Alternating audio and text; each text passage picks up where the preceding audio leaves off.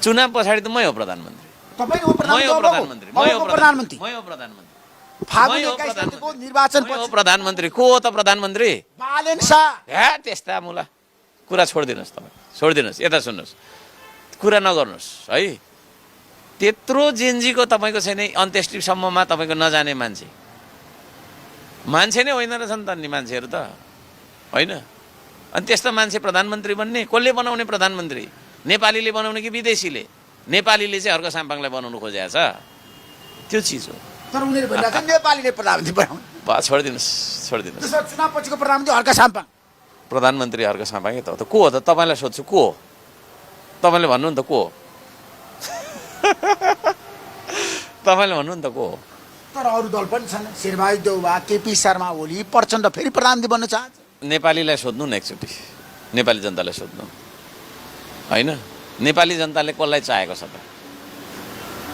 एकचोटि भनिदिनु न तपाईँले, नेपाली जनताले कसलाई चाहेको छ? नेपाली जनताले कसलाई प्रधानमन्त्री चाहेका छन् विदेशी भन्ने कुरा शक्तिले कसलाई फागुन चाह्यो 21 थाहा हुन्छ। विदेशी शक्तिले कसलाई चाह्यो भन्ने कुरा म भन्दिनँ, तर स्वदेशी शक्ति, स्वदेशी जनता, देशको जनता, देशको माटो, देशको वातावरण, देशको प्रकृति, देशको संस्कृति, देशको प्रविधि, देशको तपाईँको चाहिँ नि होइन आफ्नो 15 स्वाधीनताले हर्क साम्पाङ प्रधानमन्त्री बन्नुपर्छ भनेर भनिसक्यो।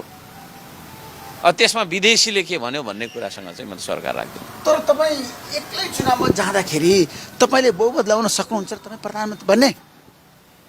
कसले ल्याउँछ त बहुमत चाहिँ भनेको क्या? कसले ल्याउनुपर्छ त? यतिका कुरा मैले गरेँ।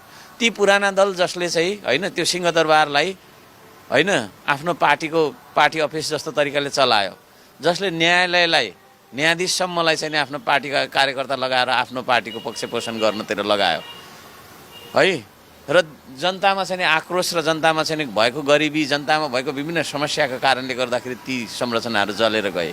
त्यस्ता भ्रष्ट तपाईँको चाहिँ शासन गर्ने मान्छेहरू फेरि पुनः कमब्याक हुने हो? त्यहाँ पनि प्रश्न छ के अरे तपाईँको छैन। त्यसको पनि उत्तरमा त नो नै भन्ने आउँछ होला होइन। भने अब ती संरचनाहरू जलाएर होइन लोकतन्त्रलाई नै बन्दी बनाउने किसिमले आउने नयाँ तपाईँको छैन जुन वैकल्पिक शक्ति राष्ट्रिय स्वतन्त्र पार्टी यस्तो छ। म चाहिँ जुत्ता भन्छु, विदेशीका जुत्ता, पुरानो जुत्ताहरू थोत्रे भएर फाल्यो, नयाँ जुत्ता लिएको छ। तर हर्क साम्पाङ र श्रम संस्कृति भनेको चाहिँ विदेशीको जुत्ता नभएर जनताको भावना, चाहना र आवश्यकताको वास्तविक मुद्दा हो। हामी विदेशीको जुत्ता होइन। तर तपाईँले चाहिँ नि चुनावमा 165 निर्वाचन क्षेत्र छ देशमा, प्रत्यक्षमा सबैमा तपाईँ एक्लै उम्मेदवार दिनुहुन्छ कि कुनै निर्वाचन क्षेत्रमा तालमेल गर्नुहुन्छ? गर्नु न, जनता जान चाहन्छ। एक्लै दिन्छौँ हामी, तालमेल गर्दै नगर्ने एक्लै दिन्छौँ हामी। कुनै पनि शक्तिसँग नमिल्ने शुद्ध रहन्छौँ हामी। मिसावटको जमाना छ होइन, जस्तो मिसावटको जमाना, सहकार्य कुरा गर्दा राजनीति मिसावट हो, मिसावट हो, त्यसलाई मिसावट भन्छ क्या। एक्लै लड्नुपर्छ क्या चुनाव त हो, एक्लै लड्नुपर्छ क्या चुनाव। म सबैलाई भन्छु एक्लै लड्नुहोस् होइन। तर आज तपाईँले चाहिँ नि पस्टर म जनतालाई भनिदिनुहोस्, कतिपय निर्वाचन क्षेत्रमा तपाईँको उम्मेदवार र तपाईँको पार्टी र अन्य पार्टी जो परिवर्तन चाहन्छन्, जो आजको दिनमा जेन्जी आन्दोलनपछि परिवर्तन चाहने, म जो माटो चिन्हमा भोट लाउन चाहन्छन् भन्नु न। चुनाव चिन्ह माटोमा भोट लाउन चाहन्छन् भन्नुहोस् न।